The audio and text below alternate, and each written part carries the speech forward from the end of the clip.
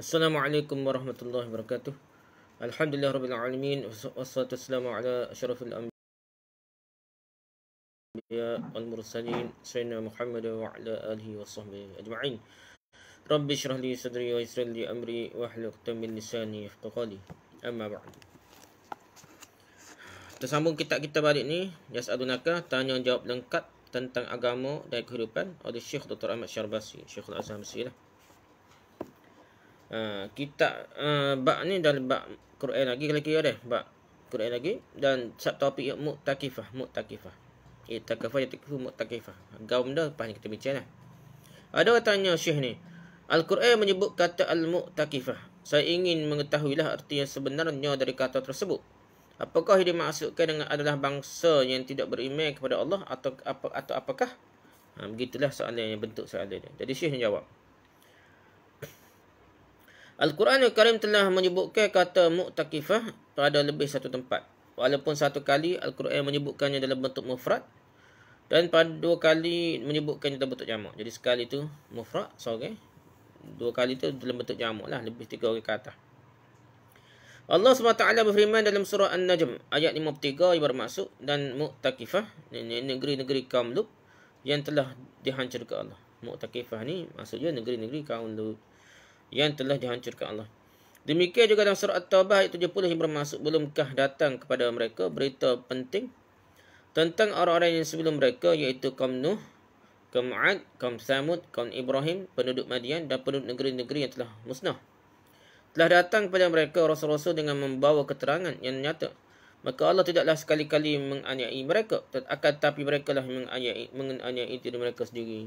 Di bala-bala bencana datang ni, disebabkan dosa-dosa mereka sendiri. Bukan Allah nak khianat, nak zalim ni. Berikutnya dalam surah Al-Haqqah ayat 59 disebutkan maksudnya, dan telah datang Fir'aun dan orang yang sebelumnya dan penduduk negeri-negeri yang dijungkir balikkan kerana kesalahan yang besar. Jadi penduduk negeri itu mu'takifah. Perkataan mu'takifah dan mu'takifat, ada lista tu, memiliki satu makna saja, kerana bentuk mufrad tunggal menunjukkan jenis yang sama yang juga terdapat dalam bentuk jamak. Jadi mufrad dan jamak ni maksudnya sama je. Cumanya hak tu ramai, hak tu sikit kan. Sorry. Kata mu'takifah adalah bentuk jamak daripada kata mu'takifah. Mu'takifat tu jamak dari mu'takifah. Jungkir balik ni. Maksud benar jungkir balik ni. Bukan penduduk, maksudnya jungkir balik. Maksudnya negeri-negeri yang telah dijungkir balikkan. Jadi ada beberapa negeri yang dijungkir balikkan lah.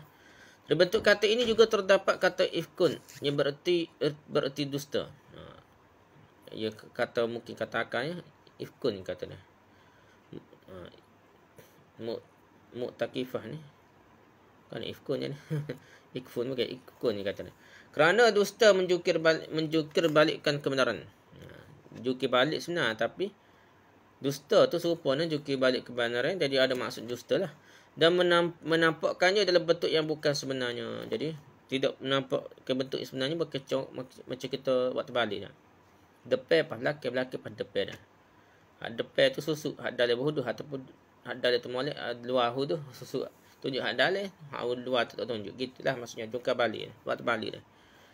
Adapun yang dimaksud dengan kata al-mu'takifat yang terdapat dalam ayat Al-Quran adalah negeri-negeri kaum Lut AS. Jadi al-mu'takifat ni khusus untuk cerita tentang jungkir balik kaum Nabi Lut, kaum kapal Nabi Lut. Allah SWT telah menyebutkan kisah mereka pada beberapa surah dalam Al-Quran. Bukan setepat, banyak tepat dari surah Al-Quran cerita pasal kaum Nabi Lut. Al-Quran juga memberitahukan kita bahawa mereka mendustakan rasul-rasul yang datang kepada mereka. Mereka melakukan perbuatan yang keji. Maka Allah menenggelamkan mereka. Oleh kerana itu Allah SWT berfirman, maksudnya dan negeri-negeri kaum Lut yang telah dihancurkan Allah. Diriwayatkan bahawa Jibril AS membawa negeri-negeri tersebut di atas sayapnya dan kemudian menjungkir balikkannya. Ada yang mengatakan bahawa asalnya rumah-rumah mereka tinggi-tinggi, namun kemudian Allah jungkir balikkan semuanya dengan gempa bumi dan menjadikan sesuatu yang di atas menjadi di bawah. Itu disebabkan kekejian dan kemungkaran yang dilakukan oleh para penghuninya. Macam-macam maksudlah. Ada kata terbalik tu lah. Tergelai naga terbalik. Bawah naik atas atau bawah. Selagi maksud je kata jungkir balik ni, Gempa bumi kuat dah sehingga hak atas tu bawah ni. Jadi hak bawah atas apa bawah, hak bawah tu pada atas. Ni. Macam-macam lah tafsir nama tetap masuk jukir balik ni. Apa sebab dia hak pengajaran ni? Sebab maksiat antara penerak sekali ni homoseks lah dalam kaum Nabi Lut ni. Sebagai mufassir, Tok Guru tafsir ni menyebutkan bahawa ada pendapat yang mengatakan bahawa laut yang dinamakan dengan Laut Lut dan Laut Mati merupakan tempat ditenggelamkannya negeri-negeri kaum Nabi Lut. Banyak juga ulama tafsir kata tempat Nabi Lut tu ialah Laut Mati tu lah, laut yang garam paling masin ni. Jadi kalau dia berada situ mudah terapung sebabnya ia kepekatan tinggi ya.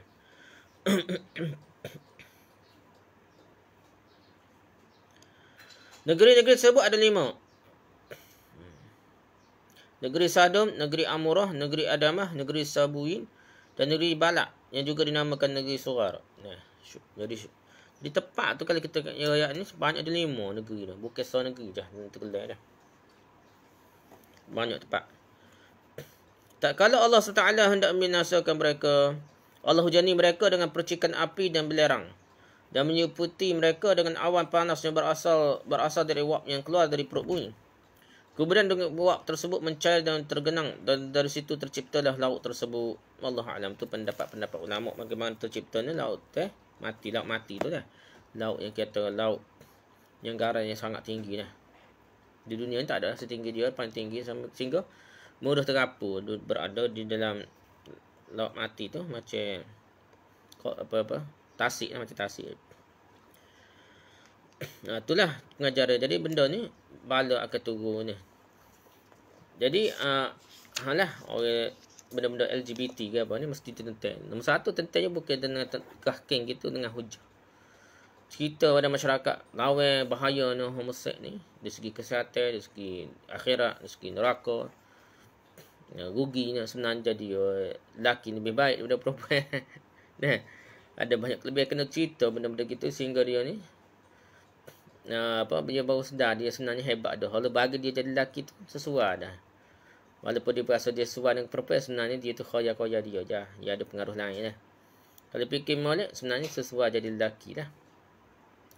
Sifat dia sebenarnya dia walaupun dia kata dia ada perasaan perempuan tu kadang-kadang dilatih lah. Salah tuning lah. Masa dia nak membesar tu dia tuning salah, tak nak cara sikit salah dia jadi berasa nak jadi perempuan. Padahal hakikatnya dia ni ada sifat lelaki sebenarnya. Tak nak cara sikit je ada. Jadi benda-benda gitu kena counselling, kena betul jalan lah.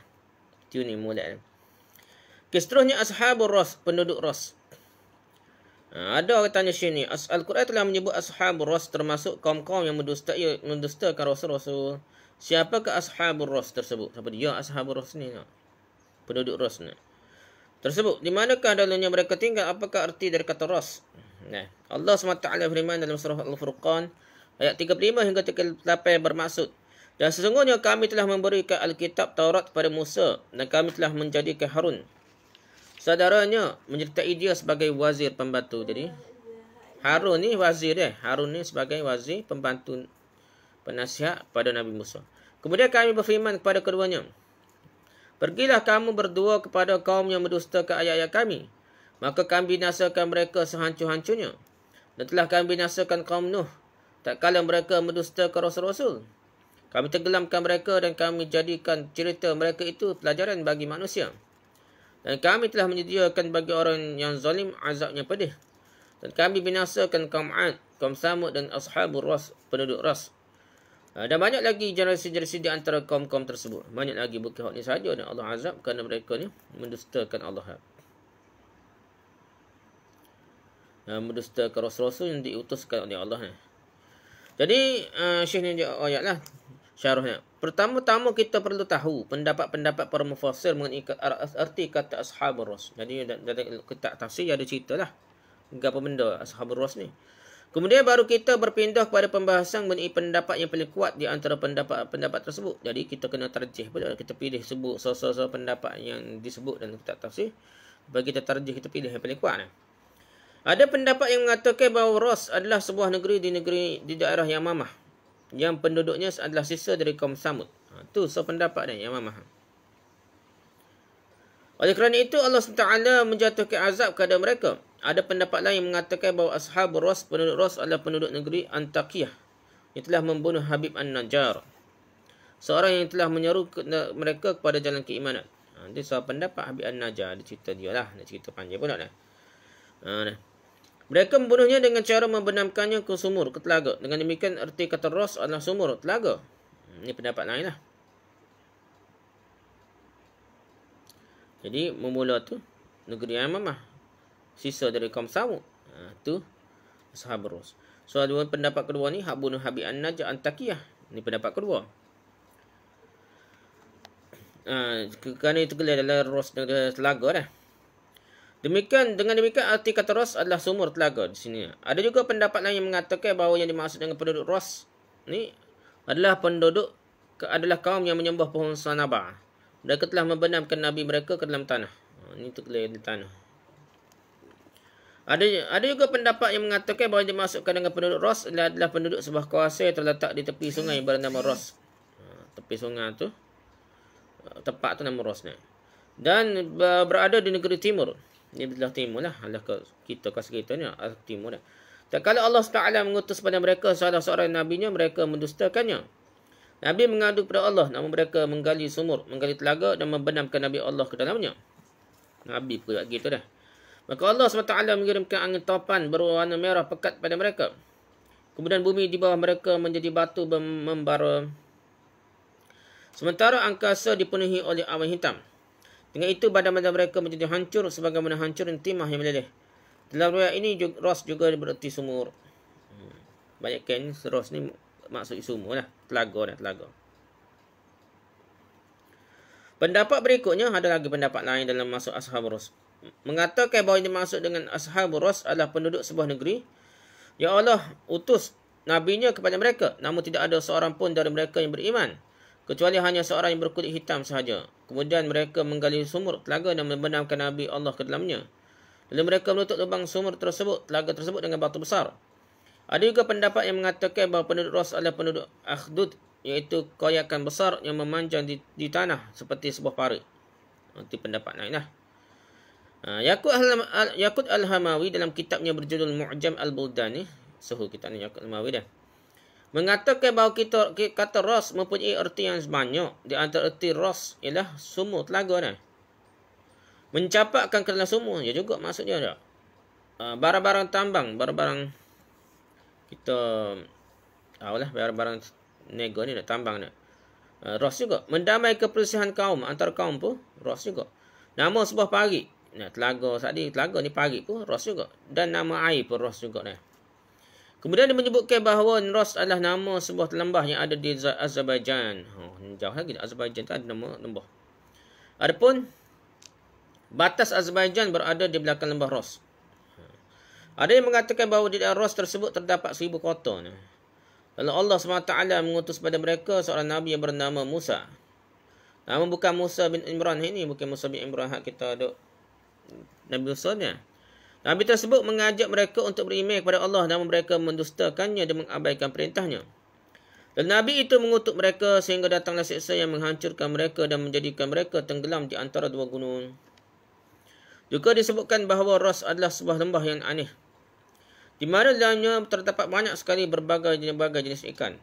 Di sana juga terdapat sungai Ras yang di tepinya terdapat pohon delima, tin dan zaitun dengan buahnya yang mengagumkan. Sungai Ras tersebut mengalir menuju padang pasir Balasijan, di mana terdapat 5,000 desa yang kebanyakannya telah rosak. Ada yang mengatakan bahawa desa tersebut adalah tempat berdiamnya penduduk Ras yang Allah SWT sebutkan dalam Al-Quran. Inilah pendapat banyak lah dah. Sebenarnya itu adalah pendapat dan riwayat-riwayat yang ada mengenai erti dari Ashabur Ras. Namun sebagai mufassir memberikan komentar mengenai riwayat-riwayat tersebut sebagai berikut. Maksudnya, sebahagian dari riwayat ini tidak berhubungan dengan Al-Quran Al-Karim dan tidak mempunyai sanad yang kuat. Itulah uraian ulama dah. Dalam kitab tafsir gitu. Namun kita perhatikan bahawa kebanyakan riwayat menyebutkan bahawa Ras adalah sumur. Banyak-banyak riwayat tu sebut Ras ni sumur, telaga. Dengan ini kita dapat menghindarkan diri untuk masuk ke dalam pembicaraan yang begitu perinci. Benda agama turun ni bukan bincang terperinci benda-benda yang tak tahu ni lah. Kita cukuplah mengatakan bahawa ashabul ras adalah sekelompok orang yang pernah hidup di sekitar telaga. Gitulah lebih kurang dah. Lalu datanglah kepada mereka orang menyeru kepada Allah Azza wa Jalla, namun mereka mendustakannya dan menyombongkan diri. Oleh kerana itulah Allah menurunkan azab yang menghancurkan mereka. Sekadar tu pada dah ambil pengajaran dah. Lepas tu kita baca tafsir ni kadang-kadang detail sangat dah. Walaupun dikatakan alim, moga-moga Allah ampunkan penulis tafsir tu kerana jasa mereka besar. Tapi kadang-kadang huraya dia tu yang ambil semua riwayat pelik-pelik pun bubus sekali kitab je, jadi pening kita. Gitulah dah. Jadi Syekh ni beri panduan pada kita memikir orang duduk sekitar telaga dan mereka tidak taat pada perintah Rasulnya. Sama ada bunuh atau bunuh, Allah Alam lah, tak cerita, tak jelas lah. Riwayat terbanyak. Sombong diri, tidak taat perintah Allah, perintah Rasul, maka kena azab. Gitulah lebih kurang dah. Kita mungkin dapat memilih riwayat yang banyak disebut oleh para mufassir, iaitu bahawa ashab ras ialah satu kaum yang terdahulu yang menyembah berhala. Mereka mempunyai semua-semua telaga-telaga dan binatang ternak. Lalu Allah SWT mengutuskan nabinya bernama Syuaib AS. Ini riwayat selagi Syuaib lah. Dan menyuruh mereka untuk beriman kepada Allah serta mengikuti perintah-perintahnya. Namun mereka membangkang dan menolaknya. Maka Allah SWT menenggelamkan mereka ke dalam bumi ketika berada di sekitar semua telaga. Al-Quran telah menyebut mereka dengan sebutan Ashabul Ras sebanyak 1 kali. Sedangkan pada tempat lain sebanyak 1 kali Al-Quran menyebut mereka dengan sebutan Ashabul Kaifah. Itu penduduk satu tempat yang banyak terdapat pohon na'im. Wallahu a'lam lah. Ada kata tak Ashabul Kaifah ni sama dengan Ashabul Ras. Ras tu semua, Kaifah ni banyak pohon na'im ni. Kata gitu. Wallahu a'lam lah. Yang pentingnya pengajaran, jangan langgar perintah Allah dan Rasul. Seterusnya kita sambung lagi, iaitu marajal bahrain yaltaqiyan. Ni kata juga marajal bahrain yaltaqiyan Al-Quran. Jadi orang ni tanya syekhnya, Allah SWT telah berfirman, maksudnya dia membiarkan dua lautan mengalir yang kemudian kedua-duanya bertemu. Antara keduanya ada batas yang tidak dilampaui oleh masing-masing. Apakah maksud dari kedua ayat tersebut? Di tempat manakah terdapat dua lautan tersebut? Tidak campur air laut dengan air sungai dah. Jela ni kau nampak tak? Dulu air sungai jenis tak kuat nampak sikit. Sekarang ni air sungai ni air teh susu dah. Air teh susu ni tanda kemajuan konon dah. Banyak pembalakan dah. Dan negara-negara banyak pembalakan, maka turun sungai tu penuh dengan air teh susu dah. Air teh susu. Tanda berkat je dah. Allah Alam. Jadi air teh susu ni nampak terang lah ni. Banyak tempat kita tengok nampak terang lah. Dah. Tak apalah kita baca tu. Syekh ni katakan. Allah SWT telah berfirman dalam surah Ar-Rahman ayat 19 hingga 22. Maksudnya, dan membiarkan dua lautan mengalir yang kemudian keduanya bertemu. Antara keduanya ada batas yang tidak dilampaui masing-masing. Maka nikmat Tuhan kamu yang manakah yang engkau dustakan? Dari keduanya keluar mutiara dan marjan. Dia kata gitu. Dia ada satu cerita. Orang pengkaji ni, pakar bahagian lautan dari lautan. Dia jumpa air tawar dah. Air laluan yang laju yang bergerak dalam dasar laut tu. Dan dia air tawar, dia boleh dia buat kaji memang kuasa tu air tawar, lain tu air masin. Keluar sikit air masin. Dalam tu kuasa tu air tawar. Dia buat kaji di situ memang tak campur. Dia pun pelik macam mana air sama air tak campur. So tu air tawar, so tu air masin, air laut ni. Gitulah. Situ kalau kira situ adalah mutiara dan marjan ni nak. Lebih kurang. Iaitu Allah SWT telah mengalirkan lautan masin dan lautan tawar dengan saling berdekatan, di mana permukaan keduanya saling bersentuhan. Dan tidak ada kelebihan di antara keduanya dalam hal pemandangannya. Ni hak biasa tengok. Tapi dah nampak dulu tak nampak mana sebabnya. Air laut ni lebih kurang. Tapi lah ni nampak terang dah. Tengah-tengah tempat nampak tak. Ada pendapat yang mengatakan bahawa dimasukkan dengan perkataan di atas ialah Allah SWT telah mengalirkan dua laut, iaitu laut Faris dan Rum, ke dalam lautan. Di antara kedua laut tersebut terdapat pemisah yang berasal dari kekuasaan Allah atau pemisah yang berupa daratan. Kedua lautan tersebut tidak melanggar dan melampaui masing-masing barang mereka. Ada pendapat yang mengatakan bahawa maksudnya ialah kedua lautan itu tidak berbuat zalim kepada manusia dengan cara menenggelamkan mereka. Nikmat Tuhan manakah yang engkau ingkari wahai manusia dan jin? Padahal di hadapanmu ada dua lautan yang dari dalamnya keluarnya permata dan rajan yang merupakan permata-permata air yang sangat berharga. Ulama syarah macam-macam lah dah. Marta marjan itu mungkin dimaksud itu saja. Tapi apa-apa pun daripada laut dan sungai ni, kalau habis-habis kurang tu lah ada tafsir lain kata laut-laut sungguh ni. Pada laut cerita laut ada laut masin tak masin lah. Ada setengah tu memang kata sungai dengan laut. Ada setengah tu macam tak adalah. Lautan lain dia. Apa-apa pun. Semua tu menunjukkan kebesaran Allah. Dan menunjukkan nikmat-nikmat Allah yang Allah kurniakan kepada manusia. Sebagai manusia mengira bahawa permata-permata tidak keluar kecuali dari laut dan air yang bergaram. Namun para ilmuwan kemudian membuktikan bahawa perhiasan dan benda-benda mulia terkadang juga dikeluarkan dari air yang tawar.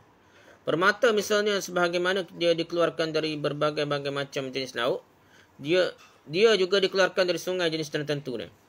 Ditemukan bermacam-macam permata di perairan tawar di Inggeris, Scotland dan Belgia, Czechoslovakia, Jepun dan tempat lain. Termasuk dalamnya adalah barang-barang tambang, barang-barang dalam ni lah, barang-barang penggali ada, yang dibawa oleh air yang mempunyai kekerasan yang tinggi, seperti berlian yang dikeluarkan dari endapan sungai yang telah mengering. Yang dikenal dengan sebutan tanah keras, terdapat batu yakut pada endapan-endapan sungai di daerah Burma. Kebanyakan batu yakut terdapat pada endapan-endapan sungai di daerah Siam dan Ceylon. Kawasan mana Burma ke apa ni? Sebagaimana juga terdapat batu topas dan juga termasuk salah satu batu mulia di banyak tempat di Brazil, Rusia dan lainnya. Allah menyebutkan kata Bahrain dua laut pada lebih dari satu tempat dalam Al-Quran. Allah SWT berfirman dalam surah An-Naml ayat 6, dan dia menjadikan suatu pemisah di antara dua laut. Begitu juga dalam surah Al-Kahfi ayat 60, bermaksud aku tidak akan berhenti berjalan sebelum sampai ke pertemuan dua bawah lautan. Ini pada sebut dua bawah lautan. Atau akan berjalan sampai bertahun-tahun. Gitulah. Selanjutnya dalam surah Al-Furqan ayat 53 yang bermaksud dan dialah yang membiarkan dua laut mengalir berdampingan. Yang ini tawar lagi segar dan yang lain masin lagi pahit. Dan dia jadikan di antara keduanya dinding dan batas yang menghalangi. Jadi tak campur. Imam Ibn Katsir dan tafsirnya mengenai ayat 53 surah Al-Furqan yang bermaksud dan dialah yang membiarkan dua laut mengalir berdampingan. Yang ini tawar lagi segar dan yang lain masin lagi pahit. Dan dia menjadikan di antara keduanya dinding dan batas yang menghalanginya. Jadi, maksudnya Allah Ta'ala telah menciptakan air tawar dan air masin. Yang dimasukkan air tawar adalah seperti air sungai, air telaga dan mata air. Inilah dimaksud dengan laut yang berair tawar lagi sedar tu. Maksud air tawar tu, hak tu je kata dah. Air sungai ke apalah. Tidak ada keraguan yang mengenai makna ini. Kerana dalam wujud tidak ditemukan laut yang berair tawar dan segar. Dia kata tak ada laut. Laut ni jumpa dah. Laut dalam laut dah. Jumpa dah. Saintis-saintis cari memang ada. Laut ni. Dia mengalir dalam tak capur dan dia dengan laju mengalir dalam laut. Kuasa laut tu. Dalam laut dah. Dalam ke dalam. Hak pelik lah. Dan ada saintis tu masuk Islam kerana jumpa benda gitulah. Dengan demikian yang dimaksud dengan laut yang berair tawar adalah sungai yang mengalir di tengah-tengah manusia. Allah telah sebar sungai-sungai tersebut di antara manusia kerana mereka memerlukannya di setiap tempat di bumi ini. Sesuai dengan tingkat keperluan diri mereka dan tanah mereka. Yang lain masin lagi pahit. Artinya masin lagi pahit dan tidak boleh diminum. Maksudnya seperti laut yang telah dikenal di bahagian bumi sebelah barat dan bumi sebelah timur seperti lautan Teduh dan selat-selat yang berhubungan dengannya, Laut Merah, Laut Yaman, Laut Basrah, Teluk Parsi, Laut Cina, Lautan Hindia, Laut Romawi, Laut Kaspia dan lain-lainnya. Semua tu masing dia. Tak boleh nak minum. Minum lagi dagon lah. Lagi cepat mati dah. Laut tersebut tidak mengalir namun berombak. Pada musim dingin dan musim angin kencang, laut-laut tersebut bergelombang. Sebahagian dari laut-laut tersebut mempunyai daya tarik. Dia geruklah dah. Dan dia jadikan di antara keduanya dinding dan batas yang menghalangi. Iaitu dia jadikan di antara air tawar sungai dan air masin laut tu batas pemisah berupa daratan. Dia mencegah salah satu dari keduanya melanggar dan melampaui yang lain. Sebagaimana firman Allah yang mengatakan, dan dia membiarkan dua laut mengalir yang kemudian keduanya bertemu. Di antara kedua-duanya ada batas yang tidak dilampaui oleh masing-masing. Tak capur lah tawar dan masin. Juga perkataan Allah SWT bermaksud atau siapakah yang telah menjadikan bumi sebagai tempat berdiam. Dan menjadikan sungai-sungai di celah-celahnya. Dan yang menjadikan gunung-gunung untuk mengukuhkannya. Dan menjadikan suatu pemisah di antara dua laut. Siapa dia pisah antara laut masin dengan sungai laut yang tawar dah. Apakah di samping Allah ada Tuhan yang lain? Bahkan sebenarnya kebanyakan dari mereka tidaklah mengetahui surah An-Naml ayat 61. Imam Fakhruddin Ar-Razi. Imam Ar-Razi mengatakan bahawa boleh saja yang dimasukkan dengan dua laut adalah laut langit dan laut bumi. Ini lebih ni falsafah dia ni. Syairah yang kuat lah. Apa kata ilmu mantik ni ataupun ilmu falsafah ni tak. Aristotle ke apa nak, menyebabkan dia ni mikir black-black lah tak. Mikir black-black dah. Atau dua jenis laut yang meliputi laut langit dan laut bumi, sebagaimana juga meliputi laut masin dan laut tawar sungai. Namun pendapat yang lebih kuat adalah sebagaimana pendapat kebanyakan mufassir, bahawa yang dimasukkan adalah laut asin dan laut tawar, iaitu sungai di mana saja. Itu maksud dia hak biasa dikatakan dalam tafsir lah. Kita tidak usahlah menghiraukan pendapat yang mengatakan bahawa dia masuk dengan dua laut adalah Ali dan Fatimah radhiyallahu anha. Ini Syiah lah. Dua laut tu Ali dan Fatimah tu Syiah. Sedangkan dimasukkan dengan pemisah adalah Rasulullah SAW. Sementara dimasukkan dengan permata dan merja adalah Hasan dan Husain alaihissalam. Berkenaan dengan ini, Alusi berkata, ini pendapat-pendapat tu masuk dalam tafsir, masuk dah. Yang saya lihat sekiranya benar, ini bukan merupakan penafsiran melainkan sebuah ta'wilan, sebagaimana banyak dilakukan oleh kalangan sufi terhadap banyak ayat Al-Quran. Ini masalah penyakit sufi dah. Tafsir batini. Kita tengok lari jauh lah dok. Dia koyak-koyak. Tapi kadang-kadang kita bahasa boleh timur secara majazi kata dia. Kiasan.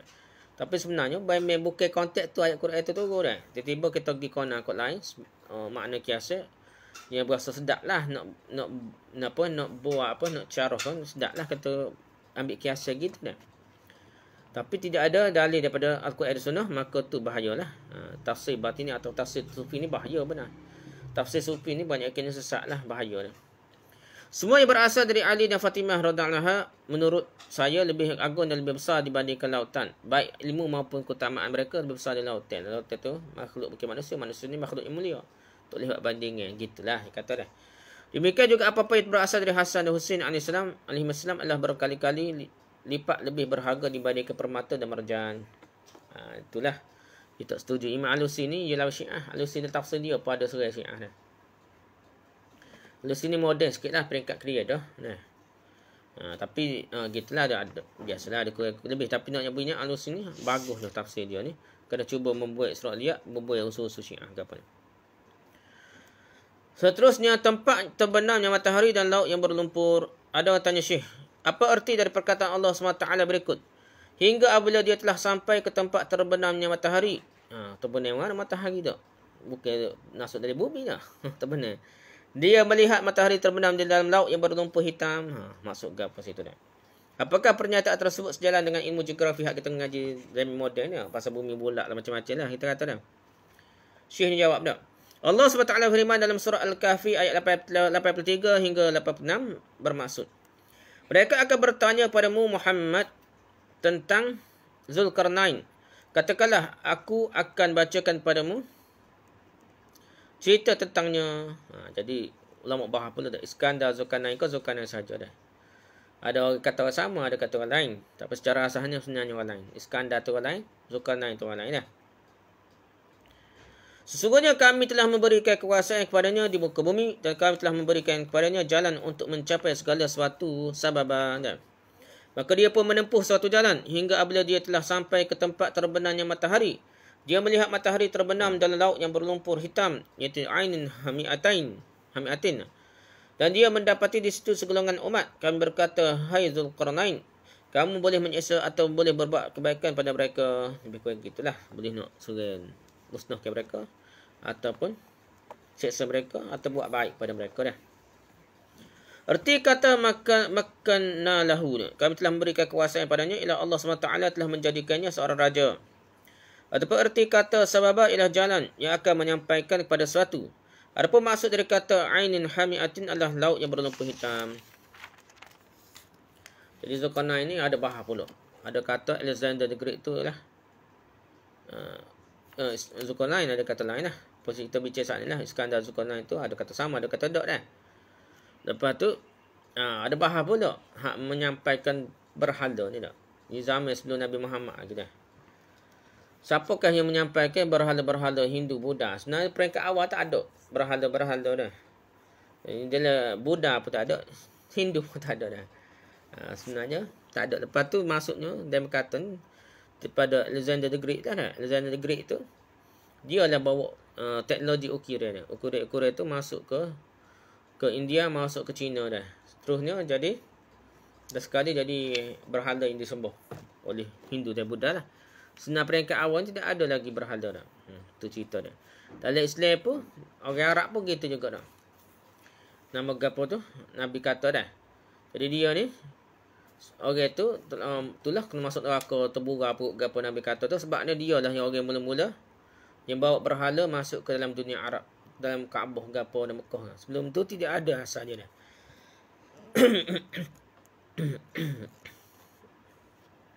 Tak apalah, sekarang ni itu cerita lain. Kita baca macam-macam. Ada kata Alexander, buku tebal main Alexander the Great tu, dia kata Iskandar Zulkarnain. Ada kata Iskandar lain, Zulkarnain lain lah.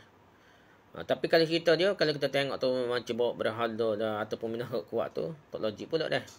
Alexander the Great tu Iskandar Zulkarnain. Tapi memang logik kita kan Iskandar Zulkarnain, Iskandar tu menguasai dunia lah. Alexander dah yang pergi kata habis. Hak lain tu tahulah kalau ada lagi yang menguasai dunia selain daripada dia. Wallahualam lah dah. Terdapat perselisihan yang panjang di kalangan mufassir terdahulu dan kemudian dalam menentukan siapa yang dimaksud dengan Zulkarnain. Yang disebut dalam Al-Quran. Ada pendapat yang mengatakan bahawa yang dimaksud dengan Zulkarnain ialah seorang yang berasal dari daerah Humair yang bernama Abu Bakar bin Afriqash. Ada kata Zulkarnain ini nama sebenarnya Abu Bakar bin Afriqash. Dia bersama bala tenteranya telah pergi ke pinggiran Laut Tengah dan melewati Tunisia, Morocco dan kota Shid yang merupakan sebuah kota di arah Afrika. Sampai ke Afrika sana lah. Sampai ke Maghrib ujung lah. Ujung benua Afrika. Kemudian benua tersebut disebah kepada namanya.